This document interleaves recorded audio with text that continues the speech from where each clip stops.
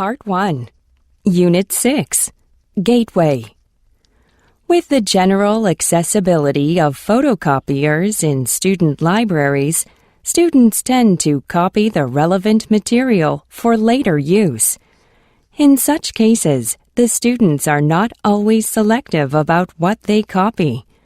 Often useless material is gathered that may seem important at the time, but does not seem so in their study room on the night before an exam or essay due date. In addition, when most people photocopy material from books, they feel as if they have actually accomplished something. After all, a few photocopied pages in their notebook now represent information that used to be in a big, thick book. The reality of the situation is that nothing significant has been accomplished yet. The student only has the information in a transportable form. He or she has not learned anything from the material.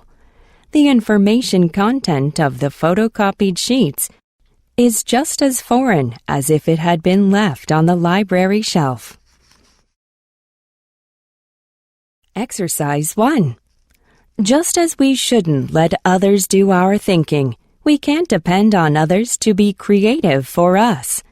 Everyone is capable, and it's everyone's responsibility to contribute through participation and support.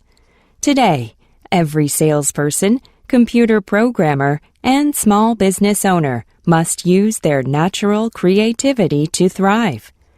Adapting to our changing economy requires that we invent new ways of doing our most basic tasks, all within our budget, timetable, and desired level of quality. If you left it to others to be creative, not much would get done, and you would be left out of the new economy.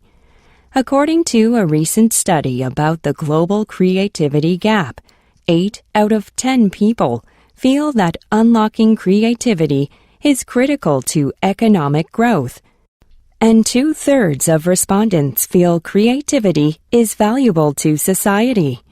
But only 1 in 4 people believe they are living up to their creative potential.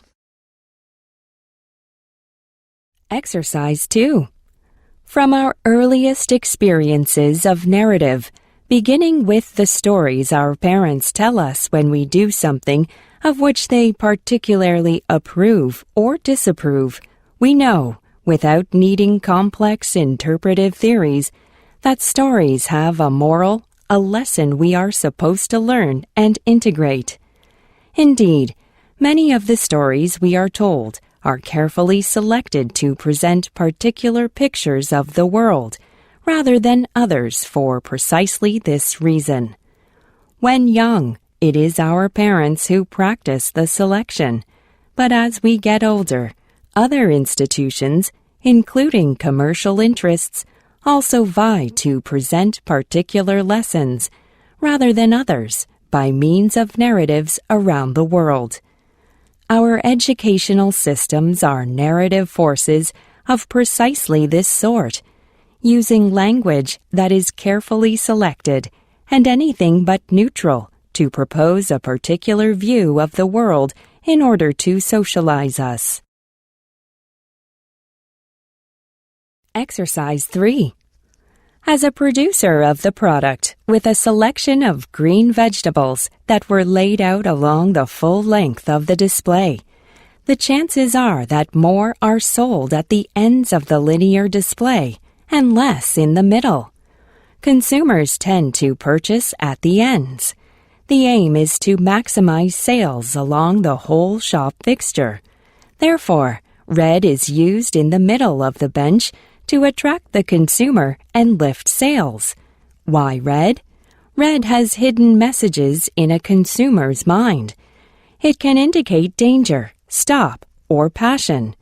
Whatever the message, red stands out and attracts the eye to it.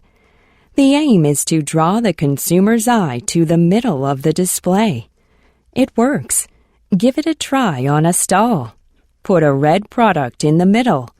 If a red product is not available, use a red drape in the center of the display to achieve the same result.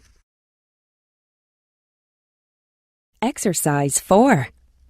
Anchoring and adjustment can severely affect our retrospective personal memory. While such memory is introspectively a process of dredging up what actually happened, it is to a large extent anchored by our current beliefs and feelings. This principle has been well established both in the psychological laboratory and in surveys. What we have at the time of recall is, after all, only our current state, which includes fragments, memory traces, of our past experience. These fragments are biased by what we now believe or feel to be true, to an extent much greater than we know consciously.